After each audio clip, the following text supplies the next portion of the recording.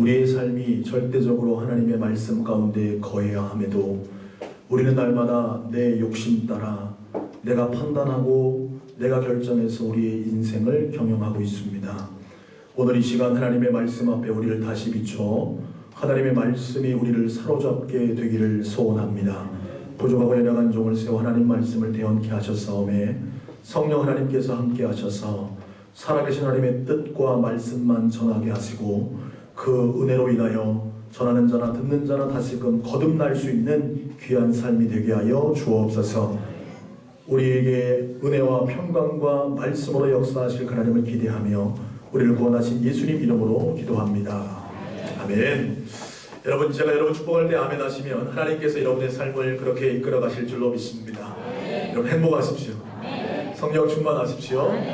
여러분 죄인들을 위해 살아갈 수 있는 저와 여러분 되시기를 주님의 이름으로 축원합니다.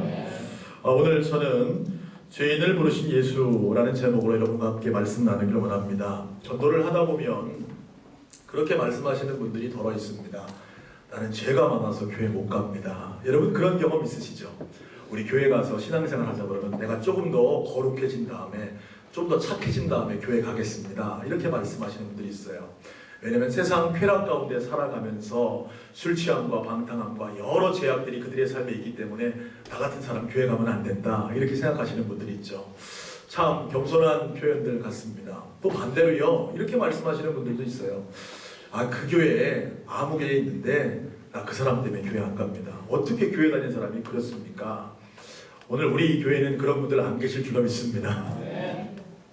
그런데 이제 전도하다 보면 그렇게 말씀하시는 분들이 있어요. 교회에 그런 사람 때문에 나는 교회 못 갑니다. 사실요 우리들이 교회 생활을 하면서 보편적 시험을 경험한다면 교회 생활을 통해 만나는 사람들에 대한 인간적인 실망이라고 할 수 있습니다. 참 실망스러운 모습을 성도들 가운데 보게 되는 거죠. 내가 보기에 성도는 저렇게 살면 안 될 것 같은데 저렇게 사는 모습 때문에 실망한다는 겁니다. 그래서 어떻게 합니까? 많은 사람들이요 나 저 사람 때문에 교회 못 다니겠다. 저 사람 때문에 참 실망스러워서 안 되겠다. 그런 생각을 가지고 신앙생활 할 때가 있습니다. 이것은 사실요 교회 간에 대한 너무나 큰 이상적 기대 때문에 잘못되어지는 겁니다. 교회에 대한 이상이 너무 크기 때문에 그렇다는 거죠. 그래서 우리는요 예수님은 어떻게 사셨는가, 예수님은 죄인들에 대해서 어떤 생각을 가지고 있는가, 이거를 우리는 주목해 봐야 한다는 거죠. 오늘 사실 결론과 같은 말씀인데요, 오늘 말씀 17절을 보면 예수님의 생각이 정확하게 드러나 있습니다. 우리 17절 말씀을 한번 같이 읽어볼까요? 시작.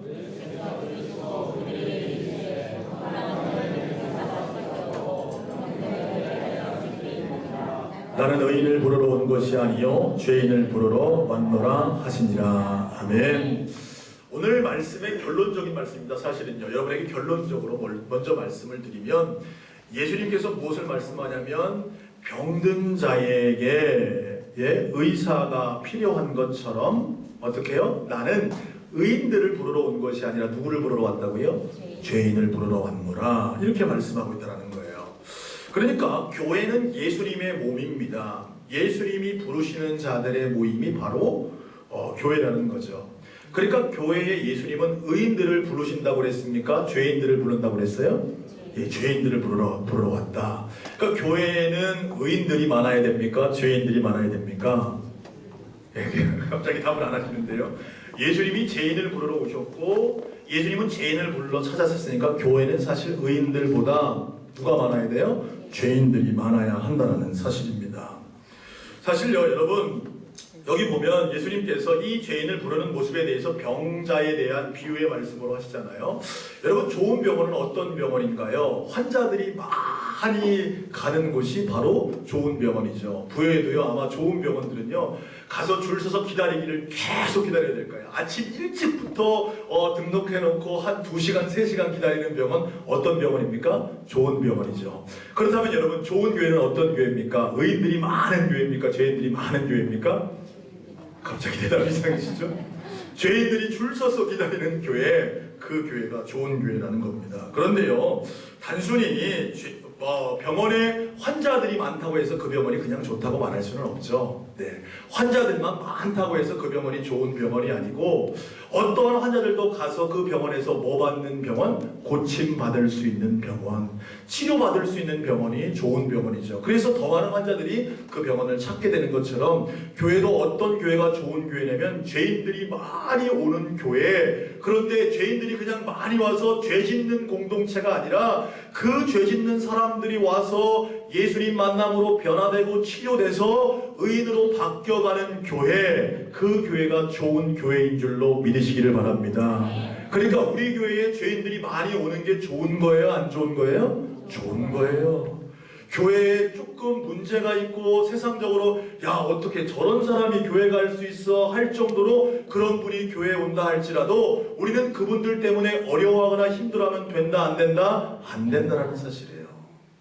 사실은 그분들이 교회에 와서 정말 병원에서 병자가 치료되듯이 우리 교회에 와서 치료됨을 기대할 수 있는 교회, 그런 교회가 되어져야 한다는 사실이죠. 소원하기는요, 여러분에게 그런 기대가 있게 되기를 소원합니다. 우리 부여남부교회가 죄인들이 들끓는 교회를 기대하시기를 주님의 이름으로 축복합니다. 그런데 그것으로 끝나는 것이 아니라 그 죄인들이 한 번, 두 번 교회 나오다가 아니 1년, 2년 교회 나오다가 어느 순간에 돌아보니까 그 죄악된 삶이 떠나가고 의로운 자로 변화된 그 교회를 꿈꿀 수 있는 저와 여러분 되시기를 주님의 이름으로 축원합니다. 반대로요, 죄인의 입장에서 한번 생각해 보겠습니다. 죄인들이 병자들이, 환자들이 병원에 갈 때 기대하는 게 뭘까요? 예, 병원에 가서 기대하는 것은요, 내 병을 고침받는 것을 기대하게 되죠. 그런데 의사가 그 환자를 막 함부로 대하기를 원하겠습니까? 그렇지 않을 거예요. 정중하게 또 바른 치료의 방법으로 나를 치료하기를 원할 것입니다. 마찬가지로요, 많은 죄인들이 교회에 와서 정말 원하는 것들이 있어요. 왜 사람들이, 죄진 사람들이 교회에 잘 못 오냐면 기존 성도들의 따가운 시선 때문에 교회를 못 온다는 이야기를 들을 수 있습니다. 우리는 너무나요, 조금만 죄를 범한 자들이 교회에 오면 색안경을 끼고 그 사람을 바라보게 되고 그 사람을 정죄하고 판단하게 된다는 거죠.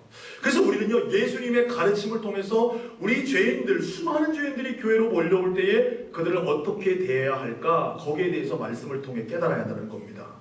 오늘 본문은 우리에게 그것을 가르쳐주고 있다는 사실이죠. 첫 번째로요, 우리들은요, 예수님처럼 사람들을 보아야 한다는 겁니다. 한번 따라하겠습니다. 예수님처럼 보자. 저는 소원하기는요, 부여남부교회 성도들의 눈이 예수님의 눈으로 변화되기를 주님의 이름으로 축복합니다. 인간적인 눈은요, 죄인들을 보면요, 정죄하게 돼 있어요. 판단하게 돼 있습니다. 야, 어떻게 저런 사람들이 교회에 왔어? 이렇게 할 수 있어요. 그러나 예수님은 그렇게 하지 않았다는 겁니다. 자, 14절 말씀 우리 같이 한번 읽어볼까요? 시작. 또 지나가시다가 알페오의 아들 레위가 세간에 앉아 있는 것을 보시고 그에게 이르시되 나를 따르라 하시니 일어나 따르니라. 자, 오늘 말씀해 보니까 예수님께서 지나가시다가 세간에 앉아있는 알페오의 아들 레위를 보셨다, 그렇게 말씀하고 있습니다. 여러분, 이 레위가 세간에 앉아있는 것을 통해서 그 사람의 직업이 뭔지를 아시겠죠? 그 사람의 직업은 세리였습니다. 예수님은요, 메시아이기 이전에 유대의 랍비였습니다. 그는 회당에서 사람들을 가르치는 자였어요. 이스라엘의 선생이었습니다. 여러분, 유대인들은요, 이 세리를요, 쳐다보지도 않았습니다. 경건한 바리새 유대인들은 이 세리들을 상종하지 않았어요. 왜요? 이들이 죄인이었기 때문에 그렇다는 거예요. 자, 왜 그랬냐면 이 당시 이스라엘을 통치하는 국가는 로마였습니다. 그래서요, 세리들을 세워서 세리를 통해서 같은 민족의 세금을 걷어 로마에게 상납하게 했습니다.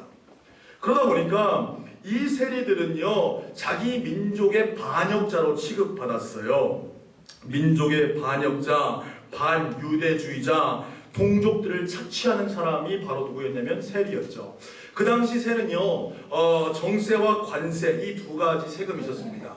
정세라는 건 뭐냐면요, 정해진 세금이었어요. 정세에는 또 세 가지 세금이 있었는데 그게 뭐냐면 이런 겁니다. 토지세, 소득세, 인두세, 이런 것이 있었어요. 이 인두세라는 건 뭐냐면요, 12살부터 65세까지 두당 사람이라면 누구나 다 나라에다 세금을 내는 겁니다. 이런 세금이 있었어요. 그리고 토지를 갖고 있으면 무슨 세금을 내요? 토지세를 내고, 또 자기가 소득을 얻게 되면 무슨 세를 내요? 소득세를 내서 이 정세는 다 어디로 들어가냐면 로마로 들어가는 겁니다. 그런데 그것뿐만 아니라 관세를 매기게 했습니다. 이 관세라는 건 뭐냐면요, 로마 정부로 들어가는 것이 아니었어요.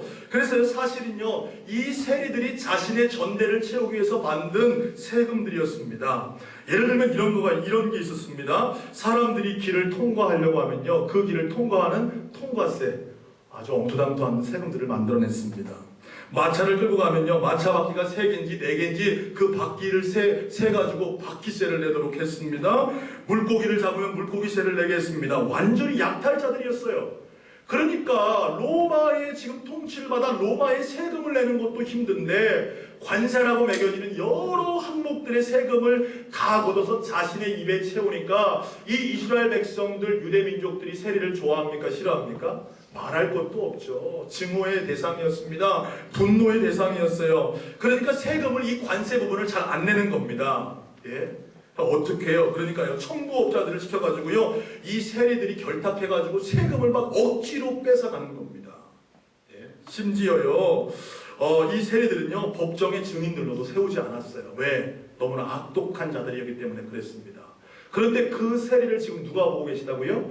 예수님이 보셨다는 거예요. 유대의 랍비들은요, 세리와 상종하지 않았습니다. 왜요? 부정한 자였기 때문에 아예 그들을 쳐다보지도 않았습니다. 그런데 예수님은 그를 보셨다는 거예요. 여기에서 우리는 중요한 레슨을 받을 수 있습니다. 여러분, 유명한 성서학자 윌리엄 바클레이가 이런 말을 했어요. 예수님이 이 사람 레위를 보았을 때에 예수님은 세리 레위 안에서 위대한 전도자 마태를 보았다, 이렇게 말씀하고 있습니다. 예수님은요, 그 세리를 그냥 세리로 보는 것이 아니라 그 안에서 위대한 전도자 마태를 보고 있다는 거예요. 여러분, 이 마태하면 여러분 누군지 잘 아시겠죠? 바로 레위의 다른 이름이 마태입니다. 여러분, 이 마태는 누굴까요? 마태복음을 쓴 사람이 바로 마태입니다. 네. 앞으로 정말 주님과 함께하면서 놀랍게 전도자로 쓰임받은 사람, 그 사람이 바로 마태라는 거예요. 여러분, 이것이 예수님의 보는 방법이었다는 겁니다. 소원하기는요, 저와 여러분이 죄인들을 바라볼 때에 예수님처럼 보게 되기를 주님의 이름으로 축원합니다. 우리는요, 그 모습 그대로만 본다는 거예요. 이 사람이 지금 죄 짓고 있는 그 모습 그대로만 봐서 그 사람과 상종하지 않으려는 경향들이 우리 안에 있죠. 그러나 예수님은 그 안에 잠재되는 뭐를 보고 있냐면 가능성을 보고 있다는 사실이에요. 우리 옆에 계신 분들 한번 보세요. 째려보지 마시고요. 사랑하는 길로. 예, 어떤 분은 참 믿음이 좋으신 분들도 있고, 어떤 분들은 연약한 분들도 계실지 모르겠습니다. 그런데 우리는요, 겉모습만 본다는 거죠. 근데 예수님은 지금 당장의 세리 마태의 레위의 모습을 보고 있는 것이 아니라 그 안에서 앞으로 정말 주를 위해 헌신적으로 일할 그 마태를 바라보고 있다는 사실이에요. 소원하기는 오늘 여러분들의 눈들이 변화되기를 주님의 이름으로 축복합니다. 어떠한 죄인이 우리 교회에 온다 할지라도, 야, 어떻게 저런 사람이 우리 교회에 왔어? 이렇게 하는 것이 아니라 그 안에 있는 가능성, 하나님의 사람으로 온전히 세워질 그 모습들을 바라볼 수 있는 영적인 눈이 열려지게 되기를 주님의 이름으로 축원합니다. 그것이 우리에게 너무나 필요하다는 거예요. 예수님은요, 베드로를 바라봤을 때도 그 베드로를 그냥 그 사람 그대로 보지 않았습니다. 베드로는요, 다혈질적인 사람이었습니다. 충동적인 사람이었어요. 그런데 이 베드로에게 예수님은 뭐라 말씀하시냐면 내 이름을 게바라 하라. 뭐라고 하라고요? 게바, 반석이라 하라, 이렇게 말씀하고 있습니다. 다혈질적이어서 항상 충동적인 그 사람을 요동하지 않는 반석이라고 말하고 있죠. 결국 이 게바가 어떻게 됩니까? 예루살렘 교회를 든든히 세우는 그 반석의 역할을 감당할 수 있었다는 사실이에요. 1500년대 초에요, 이태리 프로렌스라는 도시에 도나텔로라는 조각가가 있었습니다. 이 도나텔로가요, 자기 생애에 아주 위대한 작품 하나를 남기고 싶었습니다. 그래가지고 그는 카레라라는 지방에 아주 대리석들이 유명한데 거기서요, 많은 돈을 들여서 대리석들을 사갖고 오게 됩니다. 그런데 하나하나 뜯어보니까요, 이 대리석들이 별로 가치 있는 것들이 별로 없는 거예요. 그래서 그냥 방치시켜 놨습니다. 그런데 어떤 한 무명의 조각가가 그 대리석을 보면서 야, 참 괜찮은데? 그러면서 2년 동안 그 대리석들을 조각하기를 시작합니다. 그리고요, 2년 후 1504년 1월 25일 날 프로렌스의 많은 시민들이 운집한 가운데 이 조각상이 딱 오픈되기 시작해요. 그런데요, 놀라운 조각상이 생겨진 겁니다. 그 조각상의 이름이 뭐냐면 바로 여러분 잘 알고 있는 미켈란젤로의 데비상, 다비드상입니다. 여러분, 도나텔로가 버렸던 그 대리석들을 어떻게 해요? 이 미켈란젤로가 다시금 보면서 그 안에 가능성을 보고 만든 작품이 다윗상이라는 거예요. 그 위대한 작품을 만들었다는 거죠. 여러분 기억하십시오. 한 영혼도 쓸모없는 영혼은 없습니다. 아무리 지금의 모습이 추하고 더러워도 하나님이 그 영혼을 만지시기만 하면, 하나님이 붙드시기만 하면 누구보다도 위대한 인물들이 될 줄로 믿으시길 바랍니다. 하나님은 과거를 중요하게 생각하는 분이 아니세요. 오늘 이 자리에도요, 과거에 수많은 죄악을 가지고 살았던 분들 계실지 모르겠습니다. 그런데 그게 중요한 것이 아니라 오늘 주님은 여러분을 가능성을 보고 바라보고 계시다는 거예요. 저와 여러분을 향한 그 가능성, 그것을 주님은 바라보시면서 이 레위를 부르고 계시다는 사실이죠. 우리 역시도요, 우리의 눈이 바뀌어져야 한다는 겁니다. 어떤 누구를 바라보든지 그 사람의 연약함을 바라보지 말고 그 안에 가능성들을 볼 수 있는 하나님의 사람 되시기를 주님의 이름으로 축원합니다. 이것이 우리 교회에 필요하다는 거예요. 예. 우리는 너무나요, 우리의 생각으로 판단하며 정죄한다는 사실이죠. 사실 어제 신방하면서요, 너무 기분이 좋았습니다. 육구역 대신방을 했어요. 육구역 대신방을 했는데 육구역 친구들이 마지막에 다 가족들이 모여서 마지막 가정에서 예배를 드렸습니다.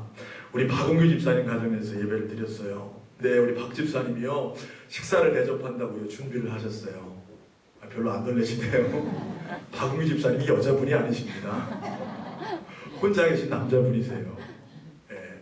그런데요, 국수를요, 육수를 여러 재료, 뭐 사과도 넣으시고 뭐도 넣으시고 뭐도 넣으시고 해서 육수를 쫙 내시고요, 그리고요 지단을 붙이셨어요. 그래서 그걸 다 쓸어가지고 지단을 만드시고 김을 해놓으시고, 그래가지고 또 뭐 또 하셨냐면 겉절이를요 그날 아침에 다 해가지고 별로 안 놀라시네요. 겉절이를 만드셔가지고 막 만들어 놓으시고 파김치를 준비해 놓으시고 막 이래서 국수를 먹었는데요, 정말 너무 맛있었습니다. 여러분 드시고 싶으시죠? 드시고 싶으신 분들은 나령 일어나시기 바랍니다. 그런데요, 제가 그 국수를 먹으면서 너무 감동받았어요. 물론 우리 권사님들 식사회동 하실 때마다 제가 참 감동받습니다. 집에서 감동받아요. 그런데요, 그 모습이 그려지시는 거예요. 굉장히 우리 박우희 집사님 보면요, 굉장히 점잖으신 분이시거든요. 말씀도 많이 안 하시고요, 또 한편으로 터프하신 분이세요. 그런데 겉절이 묻히는 장면이 자꾸 기억돼요. 이거 먹으면서 행복할 구역 식구들을 막 생각하면서 묻히시는 그 모습이 막 상상되는데 제가 막 너무 좋은 거예요. 그러면서 그 사랑의 마음, 말씀은 안 하셔도, 말씀은 안 하시는데 주의 종을 사랑하는 마음과 구역 식구를 사랑하는 마음이 느껴집니다. 계란 지단을 붙이시는 그 모습이 상상되면서 그게 우스운 것이 아니라 그 사랑의 마음이 막 느껴집니다. 네? 그러면서 어떤 마음이 드냐면, 우리 박 집사님을 통해서 수많은 사람들이 예수님의 사랑을 경험하게 되겠구나. 네, 얼마나 감사한지 몰라요. 사랑하는 여러분, 우리가 너무 외모를 바라보지 말고 우리 안에 있는 중심을 바라볼 수 있는 저와 여러분 되시기를 주님의 이름으로 축원합니다. 그 사랑의 마음, 성도를 채우려고 하는 그 사랑의 마음이 느껴지니까 감동스러운 거예요. 감격스러운 거예요. 우리 교회가 그런 교회 됐으면 좋겠습니다. 여러분, 죄인들이 올 수 있습니다. 연약한 자들이 올 수 있어요. 그러나 우리는요, 절대로 정죄하고 판단하면 되지 않습니다. 왜요? 우리도 연약한 죄인이기 때문에 그렇죠. 그렇기 때문에 그들을 사랑의 눈으로 바라볼 수 있고 가능성의 눈으로 바라볼 수 있어야 한다는 사실입니다. 두 번째로요, 오늘 말씀을 통해 우리가 무엇을 깨달아야 합니까? 우리는요, 어떠한 죄인들이 있다 할지라도 그들을 예수님께로 인도해야 함을 깨달아야 한다는 걸 따라합시다. 예수님께로 인도해야 합니다. 자, 우리는요, 예수님께서 이 레위를 어떻게 다루셨는가를 통해서 주목해 봐야 할 것은 예수님께서 이 레위를 부르셨다는 것에 주목해야 한다는 겁니다. 자, 오늘 14절 말씀 다시 한번 읽어보겠습니다. 시작. 또 지나가시다가 알페오의 아들 레위가 세간에 앉아있는 것을 보시고 그에게 이르시되 나를 따르라 하시니 일어나 따르니라. 아멘. 예수님 뭐라 말씀하신다고요? 이 레위를 보신 다음에 레위에게 말씀하시는 거예요. 누구를 따르라? 나를 따르라. 이렇게 말씀하고 있다는 거예요. 예수님은요, 계속해서 그 사람들, 자기와 함께할 사람들을 부르셔서 자기를 따르도록 초청하고 있다는 거예요. 수고하고 무거운 짐진 자들아 다 내게로 오라. 내가 너희를 쉬게 하리라. 그렇게 초청하시는 분이 누구세요? 바로 예수님이라는 사실이에요. 그렇기 때문에 우리 역시도요, 수많은 죄인들 또한 여러분 삶에서 만나는 많은 사람들을 누구께로 인도해야 되냐면 예수 그리스도께로 인도해야 되는 줄로 믿으시기를 바랍니다. 또한 교회 안에 나오는 수많은 죄인들, 무수히 많은 죄인들도 누구 만나야 하냐면 예수님을 만나야 되고 예수님을 따라가야 한다는 거예요. 그래야 건강한 교회가 될 수 있다는 사실이죠. 여러분, 신앙생활이 뭡니까? 결국 두 가지예요. 여러분, 신앙생활 어려운 거 아닙니다. 첫 번째는요, 따라합시다. 예수님 만나야 합니다. 누구 만나야 된다고요? 예수님 만나야 돼요. 그리고 두 번째는 뭡니까? 따라합시다. 예수님 따라가야 합니다. 신앙생활은 다른 거 없어요. 내가 예수님 만나고 그 예수님 따라가는 삶이 바로 신앙생활이라는 거예요. 여러분, 교회 나와서 제일 불쌍한 사람이 누군지 아십니까? 교회는 10년, 20년, 30년 다녔는데 예수님 못 만난 사람이 가장 불쌍한 사람입니다. 예? 소원하기는요, 오늘 이 자리에 나와 예배하는 저와 여러분 모두가 그 예수 그리스도 길이요 진리요 생명 대신 나의 삶을 온전히 인도하실 그 예수님을 깊이 만날 수 있는 저와 여러분 되시기를 주님의 이름으로 축원합니다. 예? 그냥요, 교회 나와서 살다 그냥 신앙생활 하다 보니까 잘 처세하고 적응하니까 교회에서 직분도 받고 뭐 그럴듯한 감수도 쓰지만 예수님 만나지 못하는 것이 가장 큰 비극이라는 거예요. 여러분, 한 번쯤 생각해 보셨죠? 나는 예수님 만났는가? 나는 그 예수, 성경에 말하는 예수를 나는 만났는가? 그 질문이 오늘 여러분 가운데 있게 되기를 축복합니다. 또한요, 예수님을 쫓아가는 것이, 따라가는 것이 신앙생활이라는 거죠. 그것이요 바로 영적 성숙이라는 겁니다. 예수님을 쫓아가면 우리는 그때부터 뭐가 되는 거예요? 예수님의 제자가 된다라는 사실이에요. 사랑하는 여러분, 많은 성서학자들이요, 아마도 마태라는 이름이요 변화된 다음에 붙여진 이름일 것이라고 추측합니다. 왜냐하면 그 마태의 이름의 뜻이 하나님의 선물이라는 뜻이에요. 무슨 선물이요? 하나님의 선물. 그는요, 하나님의 선물처럼 소중한 존재가 되어진 겁니다. 원래는 어떤 자였습니까? 세리로 민족의 반역자로 불리던 그가 마태로 변화되는 거예요. 어떻게? 하나님의 선물. 누구 따라가니까요? 예수님 따라가니까 그의 인생이 송두리째 변화되는 거예요.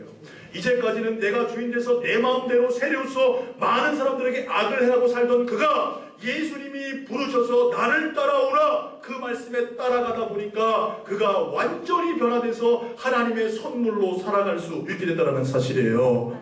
사랑하는 여러분, 그것이 바로 마태의 모습이라는 사실입니다. 소원하기는요, 오늘 예배하는 저와 여러분 모두가 예수님을 온전히 따라갈 수 있는 믿음의 삶이 되시기를 주님의 이름으로 축원합니다.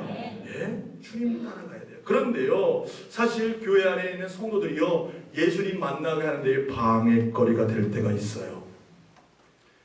예. 예수님 당시에도요, 예수님 정말 많은 사람들이 예수님을 만나길 원했지만 제자들이 방해했을 때가 있었습니다. 수로보네게 여인이라는 가나안 여인은요, 딸이 병에 걸렸어요. 귀신에 들렸습니다. 그래서 예수님 만나고 싶었습니다. 그래서 예수님께로 막 나가려고 하니까 오히려 제자들이 그를 쫓아버리는 거예요.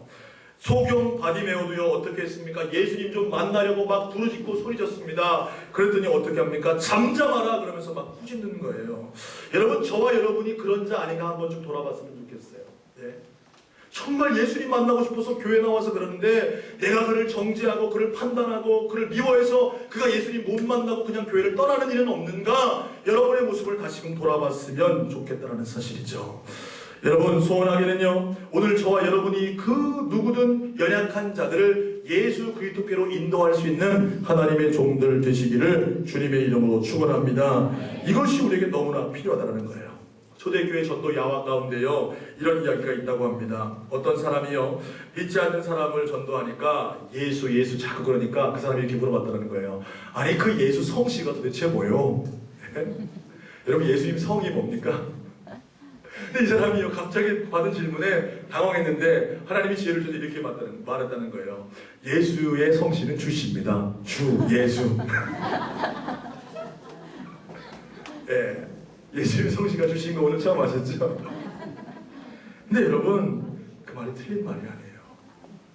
여러분, 예수님의 성은 주님이십니다. 여러분, 예수님을 주님으로 믿으십니까?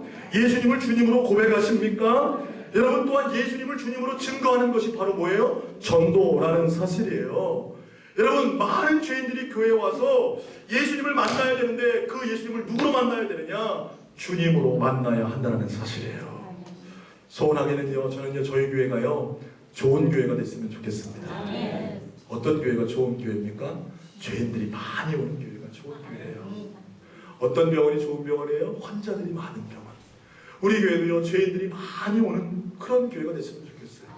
아무리 흉악한 죄가 있다 할지라도 그 흉악한 죄 그대로 주님 앞에 나올 수 있는 교회가 되기를 소원합니다. 그러니까요, 여러분들 전도하다가 나 술 먹고 나서 교회 못 가 그러면 괜찮아, 술 먹어도 괜찮으니까 오세요. 해야 돼요, 안 해야 돼요? 해야 돼요. 오셔야 됩니다. 네, 잘못해도 오셔야 돼요. 여러분, 어떻게 다 끊고 옵니까? 우리도 온전하게 못 사는데, 그렇잖아요. 우리도 온전하게 못 사는데 어떻게 다 끊고 그 사람들이 교회 옵니까? 와야 돼요. 그러나 중요한 것은 이 교회에서 누구 만나야 돼요?